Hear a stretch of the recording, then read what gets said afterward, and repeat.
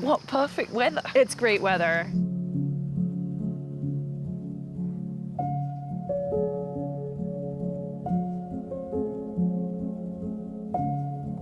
This lovely light. This is beautiful. Well, the morning always helps, but Yes. sometimes people don't want to wake up so early in the morning. Let's start with fruit and flowers. Okay, perfect. Now, is this garden themed or? Oh, all in a of them are way? themed. Oh, they're of all them are themed. Yes, Okay. yeah. Tell me a little bit about yourself first before we go in to Where see your should we- fruit and flower. So, I was born in England. No way. Yes, I was. Yeah, I know. I've lived in the Philadelphia area for Yeah. 38 years, though. Never cracked her accent. No, no.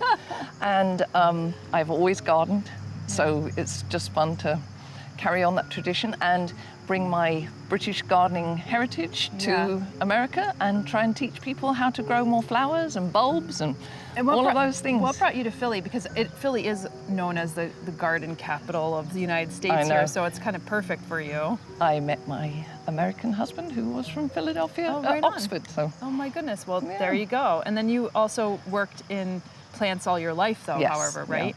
First as a teacher, so I taught in England, high school, 11 through 18-year-olds actually. And then I Nice. taught high school here.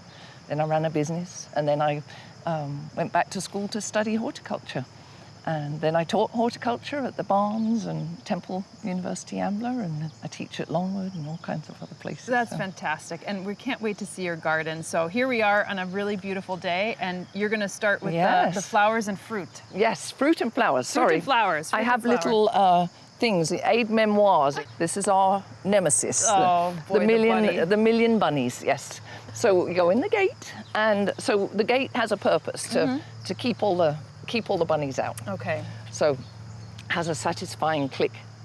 There you go. Yes, I like that noise. When you come in here, we garden all the time for wildlife, and when the sun comes up a little more, you'll see there are all kinds of different pollinators. This is Nicotiana, a gorgeous color. It is one, a really pretty color. especially backlit with the light It's coming also through. quite an ample flower. I know. It needs staking, I guess.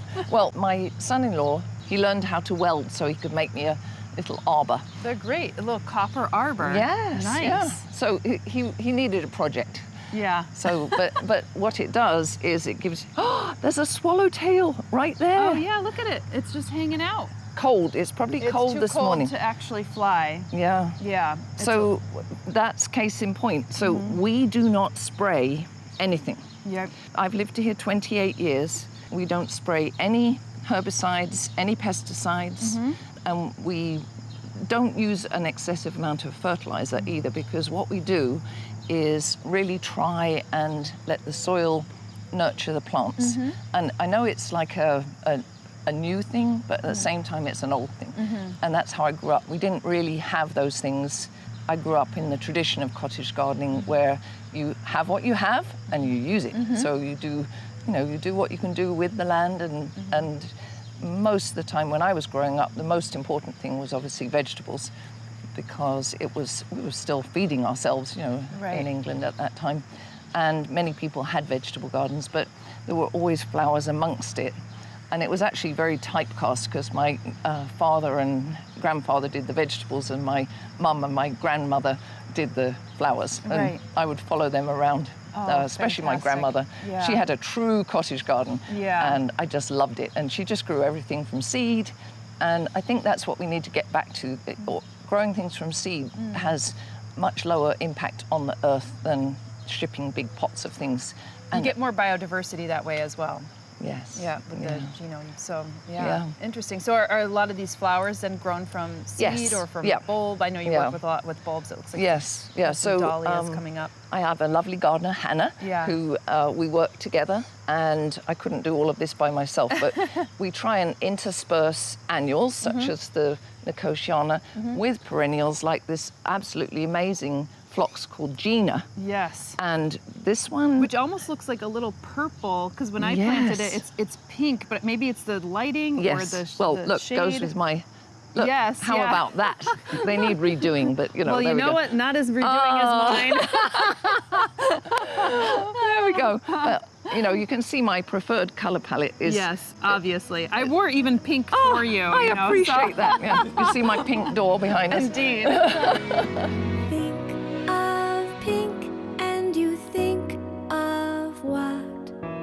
Think of pink and the sweetness of friendship and laughter. Oh, think of pink and you think of our love. Look, it's like camouflage. I know, we'll be really quite lovely against the door. I don't want to leave this frame. This looks... Should we go and stand next to the door? Yes. Where is everyone? Yes, yeah. Actually, that Nicotiana looks Oh, closer to yes. the color that you Yes, and but- I are both wearing. Yeah. So, I mean, one of the other things I think that people, I get a lot of visitors here. We do a lot of garden clubs come through and everything. And so I think the key things to how I like to garden are that you make smaller gardens, but then you cram all the things into the same space. So it's, and it again, it's what's old is new again. And things like zinnias. If you can grow zinnias, how many pollinators love these open-faced zinnias? it's just like a helicopter landing pad, as Sandra liked to say. Yes, the other day. yeah. And then you get these lovely combinations like a Nicotiana. Look at that, like that little frame right there, and the different shapes as Yeah. well. And your asters are not quite out yet, but I'm No. sure they're going to look amazing in the next like couple weeks. you Yeah, know? and that's the thing is it's a continuous show. Yes. So if you only show your garden once a year, or you're having a wedding or a party or Right. something, you can plant just for that. I think it's very interesting because we're going on a number of garden tours this week, and a few folks said, my garden looks terrible at this time of year, and I was like, oh, that's interesting that like some folks' gardens like are planted for a certain time of Yes. year, and then there's Yeah. other folks where they're like, it's a theatrical progression. Yes. You know, so That's a good way of putting it. Yeah, so I was like, oh, it's Yeah. interesting. August, September, I feel like my garden is like at the height. Yes, yeah. And then, and some people are like, I was like, well, you must have not planted any asters or anything. Yes, or annuals, Rebecca- because yeah. Oh, I that's think- true too. I think if you have a perennial garden, you're waiting for that fall show of our lovely native perennials. right. But I think if you like to have flowers, you can have flowers. I think I have a flower out most days of the year. Right, and even the bulbs help you transition, Yes. you know, through, because I see that the dahlias really for us go through up until the first frost, really, Yes. and then they start looking worse Yeah. for wear unless you pull them out. But Yeah.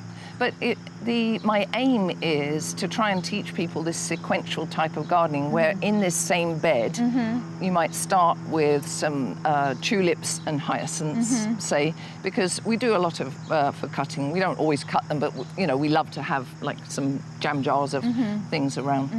But to show how you use one bed, but then make it pop up in between. Yeah. And this is accessible for folks, I think, too, because you can look Yeah. at this and you say, I might not have a big No. outdoor space, No. and you could. This is one planting bed, and you Exactly. could have a lot in one bed. And I think Yeah. that's probably the essence of cottage gardening too. Like you said, you it's only just had like a tiny, tiny space, and you fit everything as you possibly can into yeah. it.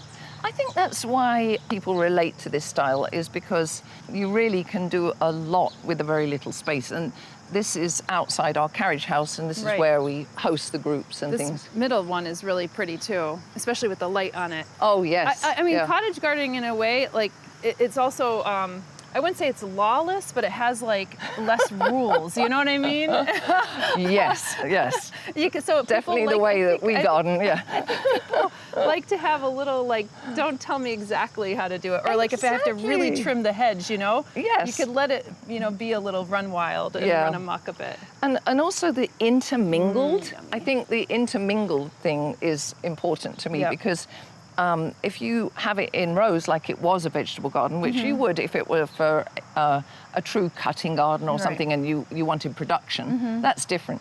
But for this, we want to be able to cut, but we also want the pollinators to enjoy it, and the fragrance. You've got that lovely anise hyssop there. This is like Sandra's favorite smell in the whole world, and I'm smelling it. Yeah. Osmosis, Sandra. Yeah. But the nice thing about that is, for those of you who garden with deer and rabbits, things that are very fragrant foliage, they don't tend to get eaten as much. So you'll see those outside the fence as well. Is this like a triloba or the rudbeckia, or which one is this? Yes, it is a triloba. There's Hannah leaning over the fence. It's the Hannah app. Yes, that's right.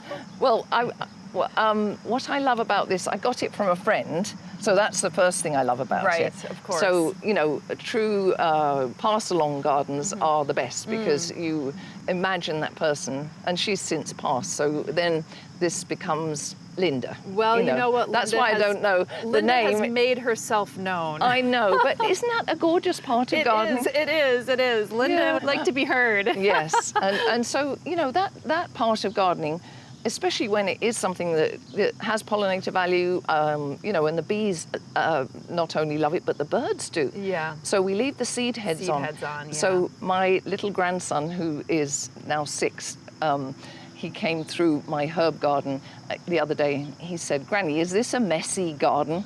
And I'm like, "Yes, Ollie, I'm so glad you noticed that," at the young age of, I think he was 5 at the time. And I'm like, yes, it is a messy garden, because nature is messy. And I think that's the thing. We very much spend a lot of time inside our houses trying to clean up and sanitize it. Yes. Yeah. But this is, it's rough around the edges, it's a little wild, but wild in a way, not wild like we think of the word wild maybe as having to look like nature, but wild in that you can do what you like, as you said. Right. And then you have some wild strawberries and some blackberries coming through too, which is really nice to see. And then maybe a huckleberry, blueberries, and then some currants and then for the birds, I do aronia in the corner. What else do I have?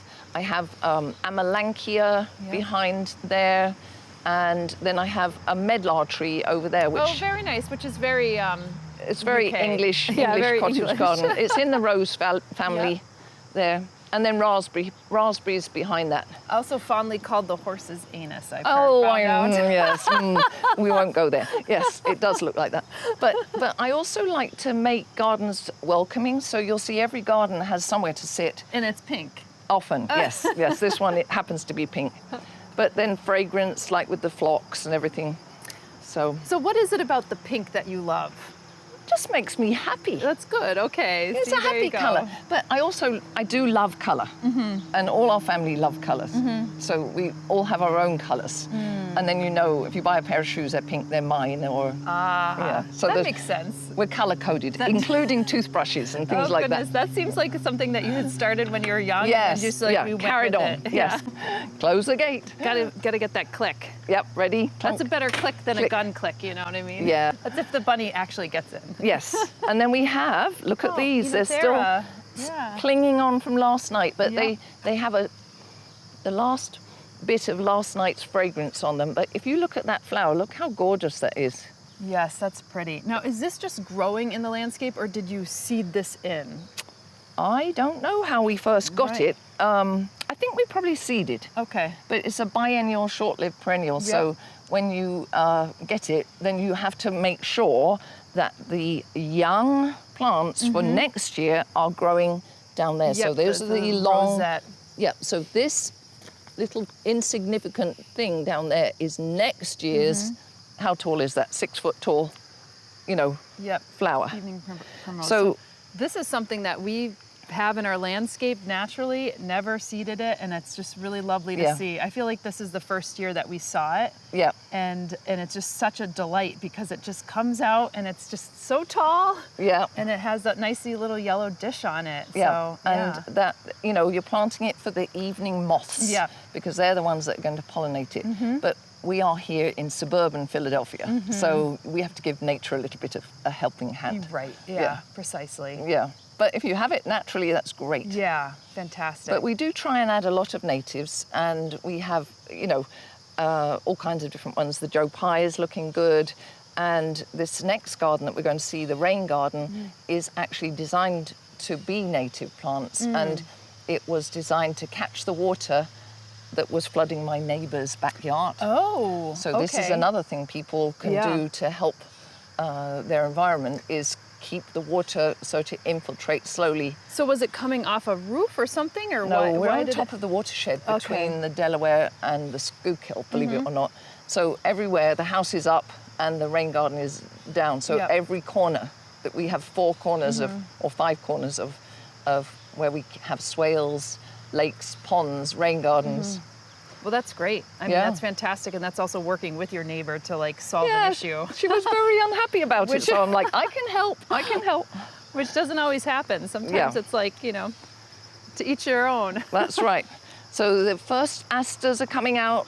Very nice. Yep. Oh, nice Nove colour. Anglii. Yep. Yeah.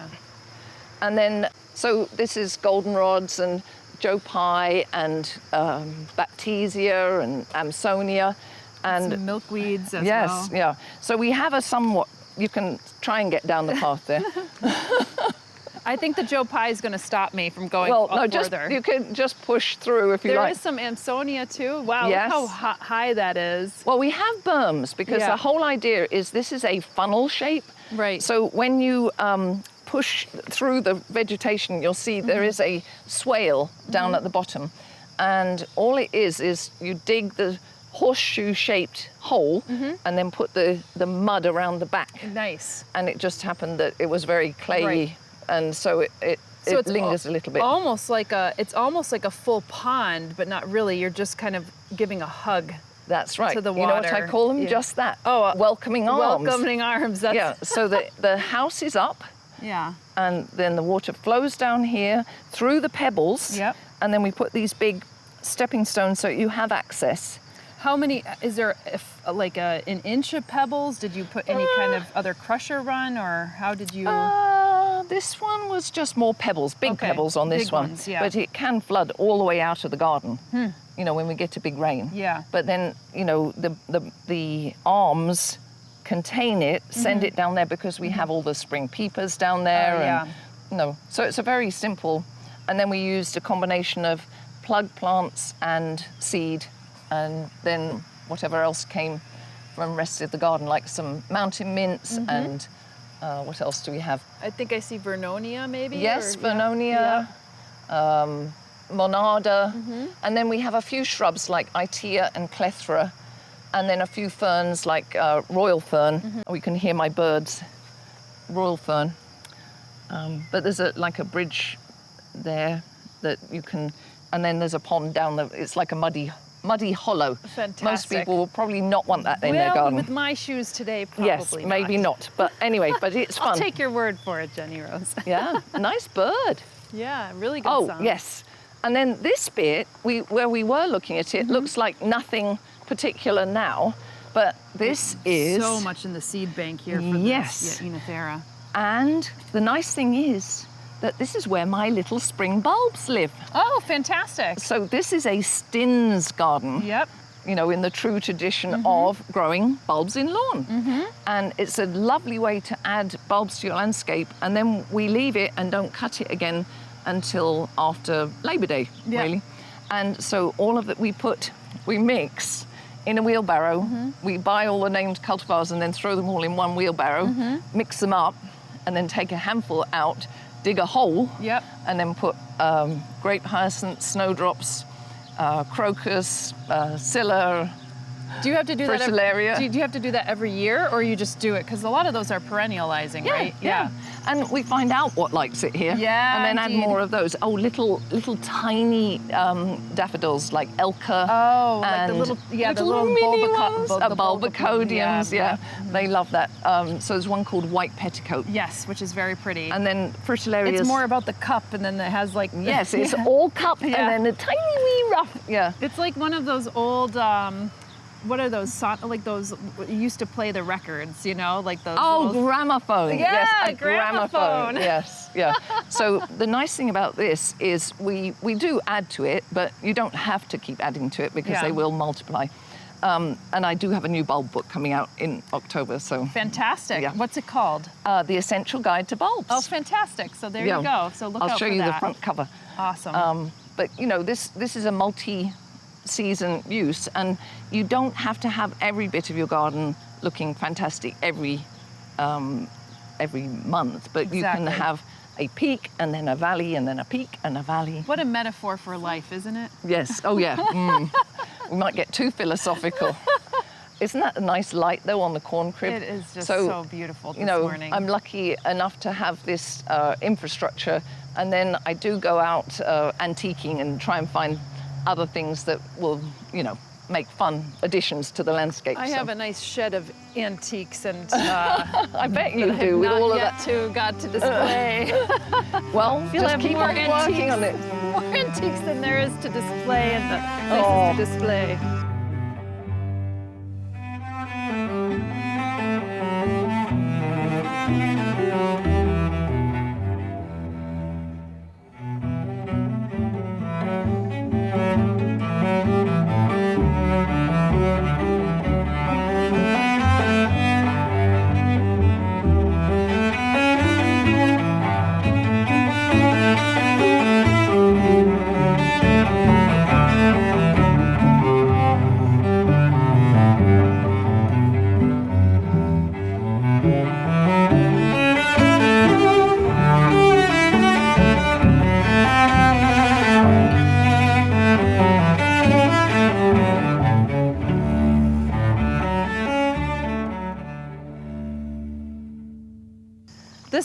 This Delictrum is just so awesome. I just want to point this out. Yes, fluffy and Elegant and so if you look at the textures, this is the book bed. The previous book was the Ultimate Flower Gardener's Guide, and we had a bed here of just peonies, and we're like, okay, we can do so much more with this. So we added some white daffodils. I do like to theme my colors. So if you notice, it's mostly blues, whites, and some pinks in here. They are my preferred color scheme, but I do have, as you saw, some hot color beds as well. But then we added hardy chrysanthemums so that they'll be good through Thanksgiving. that's right, yeah. And And I like how the chrysanthemum is not like the button that you normally typically see that you buy, but when you let them grow wild in your garden, they really fill in. They fill in, they and fill then in. between the Agastache and the phlox and the Thalictrum and the yarrow and all the other things that are in here, you know, you get this moundy, but you get some ups and you get some downs. You've got the verticals of the Agastaches, you've got the round heads of the phlox and the fragrance. And then I do love gardening against a fence because you can either tie to it or you can use it as a backdrop. So there's clematis growing on the fence, some roses growing on the fence. So it's been a show since the first daffodils and tulips came up. That's great. And it's Do you a want to lovely go in? fence. Yeah, let's do it. Oh, this is the replacement one because we had a tornado here Not a few too years long ago, right? Yes, and so my neighbour's tree came whirling around like Dorothy and landed and crushed this whole thing. Oh, this my. gate doesn't have as satisfactory a click. Oh, no. Welcome to the cutting garden. Yes, yeah. So this has, I mean, you couldn't really sit on that chair now. No, but that's a chair for the flowers, you know. It is. So, you know, there's quite a lot of annuals, but the thing about annuals is they bloom and bloom and bloom if you keep cutting them. And sometimes they reseed sometimes, Yes. I find. You know, it depends on the annual, but sometimes they'll happily reseed as well. And also, if you notice, I did have a garden tour here the other day, and the lady said, wouldn't it be nice if you cleared these paths and so you could see the raised beds? That's And a very passive-aggressive way of saying, clean up, lady. Well, back to the messy garden. Maybe Yeah. that's my reputation. Maybe Yeah. that's the next book. That would be great. Yeah, the messy garden.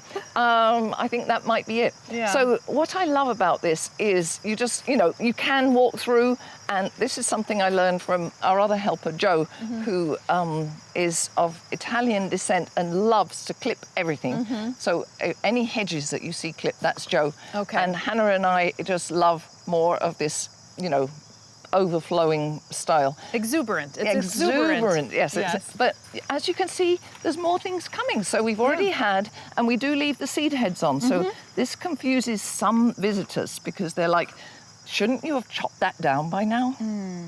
They don't. It's sort of like an anti-gardening garden. Right. You could say, well, I'm gardening for birds. I'm gardening for insects. It hasn't quite filtered into the general like mindset. Right. So we are.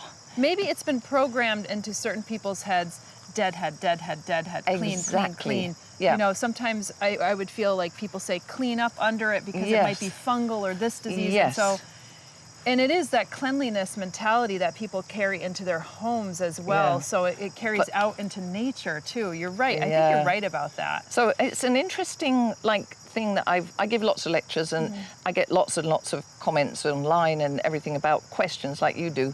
But I feel like this is a sub-theme of this whole year because I've had more and more questions about, well, when do I know it's time to cut things? And my answer more often than not is don't cut here and then leave it over the winter. And that still is hard for some people because they want to clean up the flower bed for the winter. Yeah, and actually even with, we have a meadow and people say, well, when do you mow it? And I say, well, it's also how you want to manage it. And we manage for birds and insects. And so we don't mow it until the winter is done and we get out there the first bit of spring that we can that's dry because we want the insects to emerge from the stems. Yeah. We want the birds to have the seeds over the course of the winter.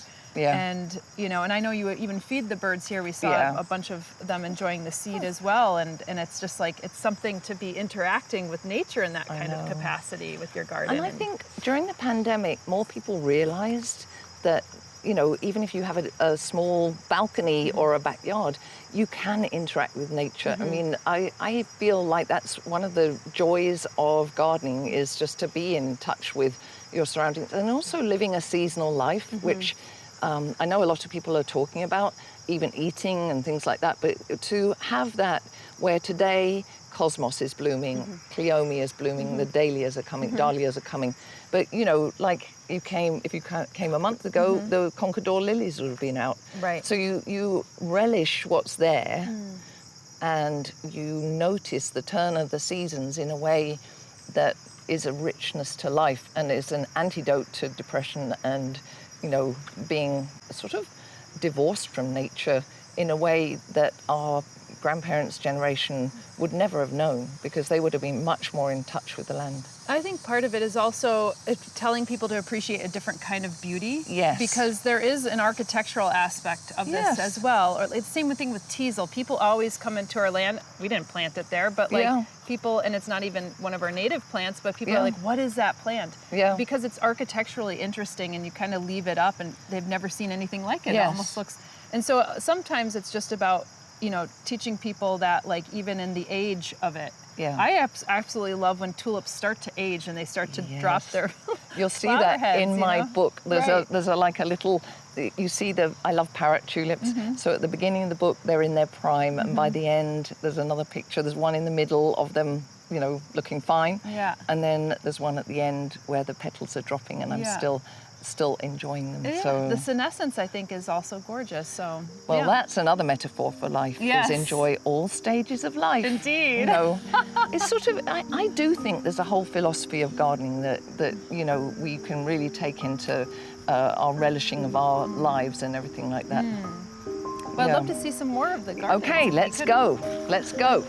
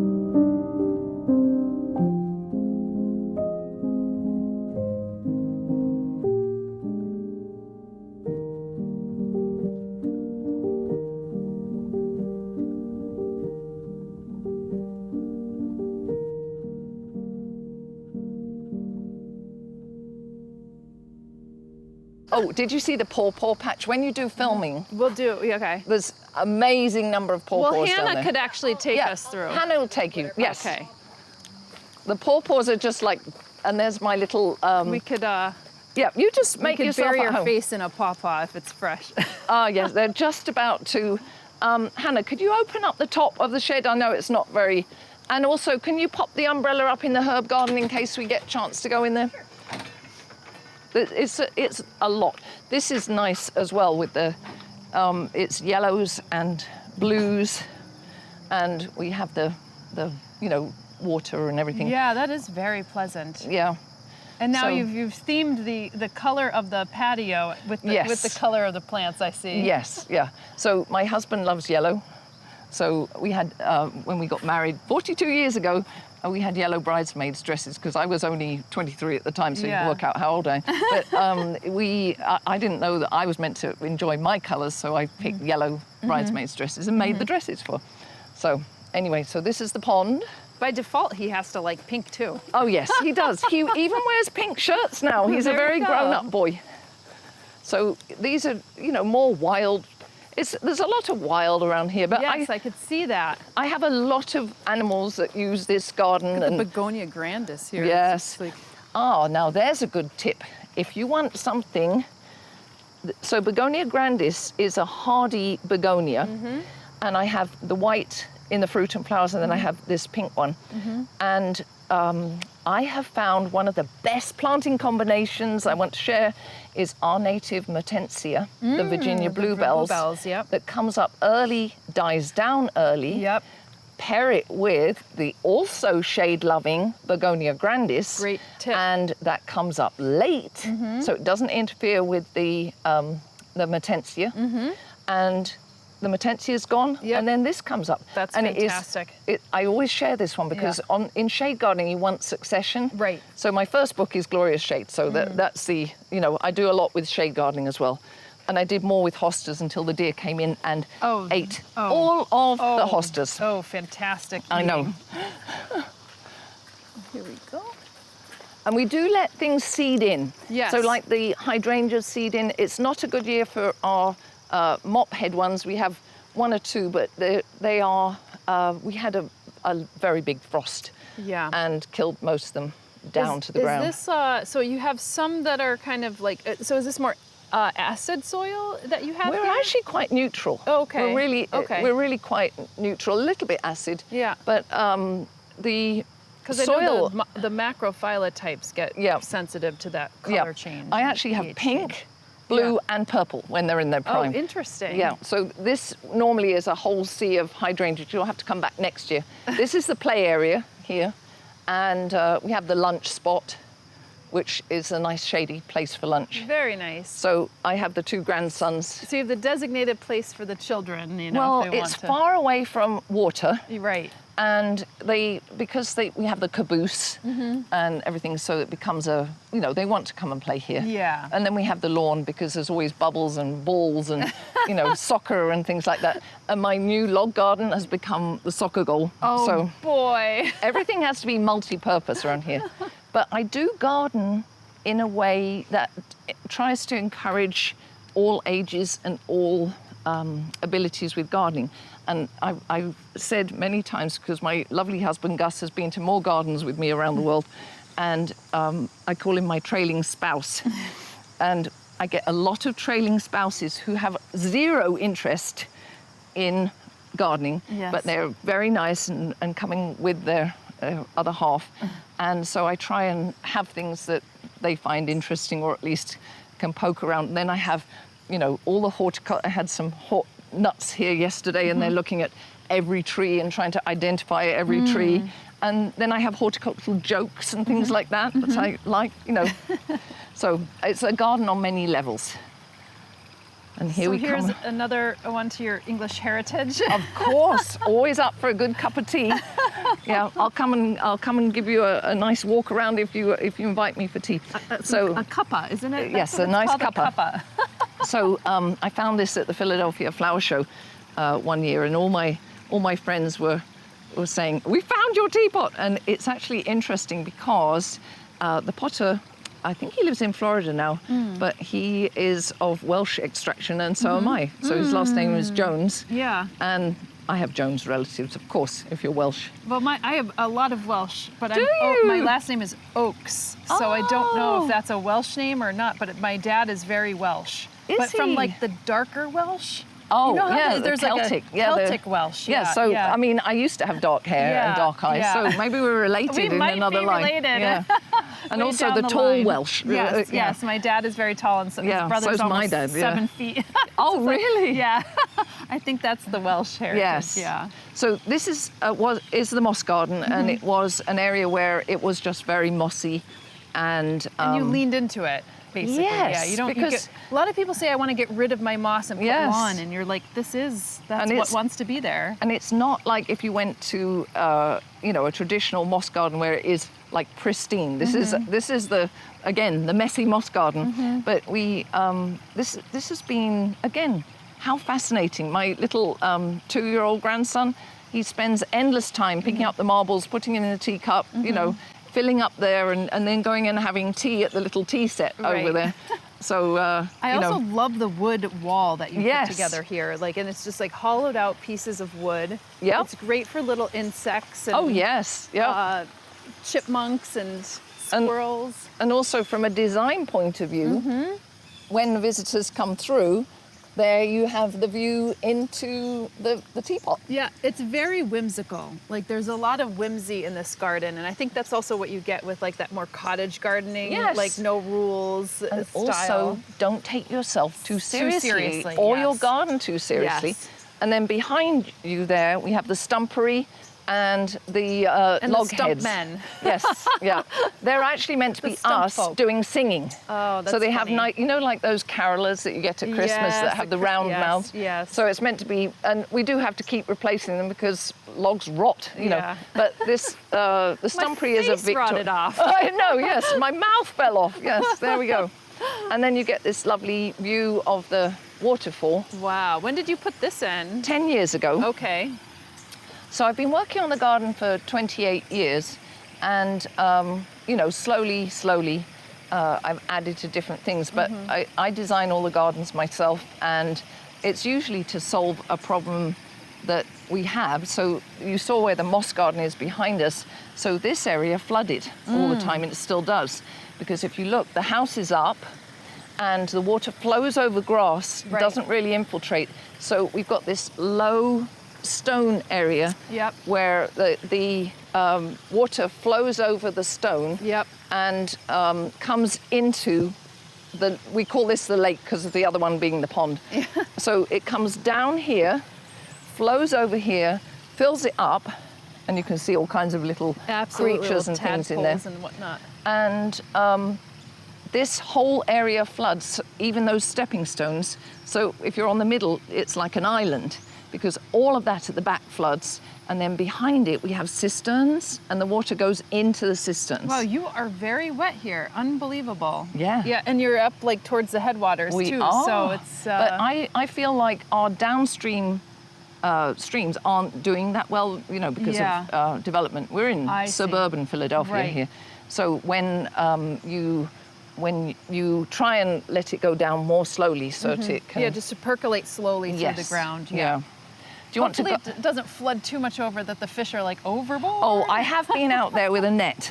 They can get through those ones. Do you want Yeah. to go over the waterfall? Sure, absolutely. And then you'll see these beds, we make small planting beds. Mm-hmm. So this is back to my original point, was like, make small beds, don't make large beds. Mm-hmm. You can get a really good effect in this. And so this is a native Euphorbia correlata. It's almost like a baby's breath, isn't it? Exactly, Yeah. but nothing eats it. Yeah. And then Nothing would want, euphorbia, right? no. Distasteful. And then we have mixed with that, though, it's not all natives. That's a Japanese roof iris. That's a fernleaf peony. And then we have agastaches and the bottle gentian. Yeah, the gentians are so beautiful.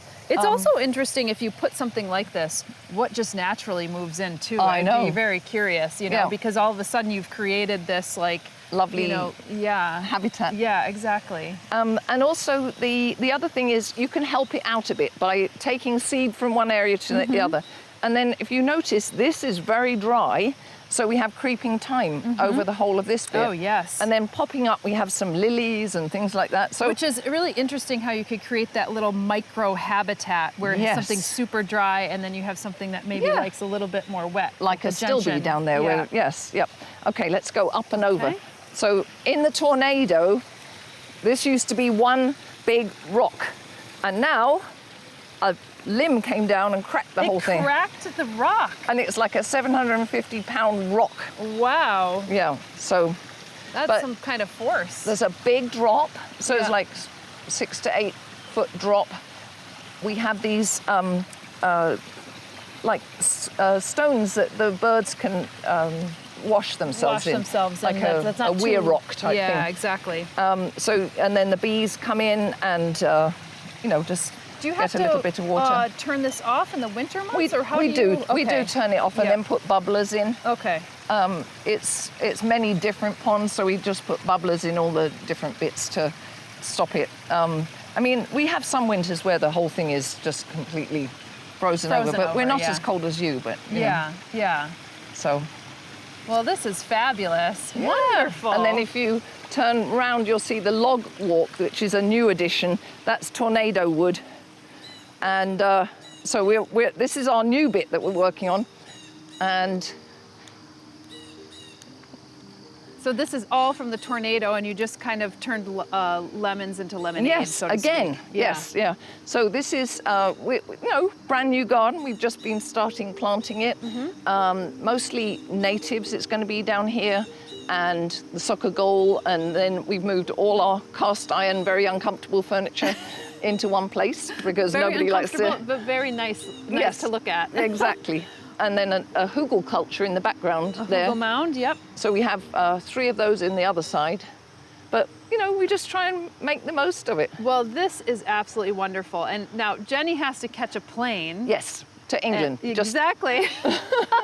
Well, thank you very to keep much. up the accent, you know what I Yes, mean? I know, Freshen yes. it up. Work on it. Yes, I know. I really have to try harder. Yeah. Well, yeah. thank you so much. This My is pleasure. Just a Come joy. again. Absolutely. And then you have your new book on bulbs and your Yeah. newsletter as well, which Oh, people can get a yes, lot of yeah. inspiration So from. if you go to my website, thank you for mentioning it, Yeah. jennyrosecarey.com, and I do a once a month email newsletter. I am a garden historian, a garden writer, obviously, garden photographer. I take the photographs for my books. And so I'll tell you about my trips to England. See Yeah, where you can find fantastic. out where I went. Absolutely. And if you ever get a chance to come on one of the private garden tours that ever happen in the area, I would love for you all to see it, but we'll get some really wonderful shots. And thank you again, and have My a pleasure. safe flight as well. Thank you. Thank you very much.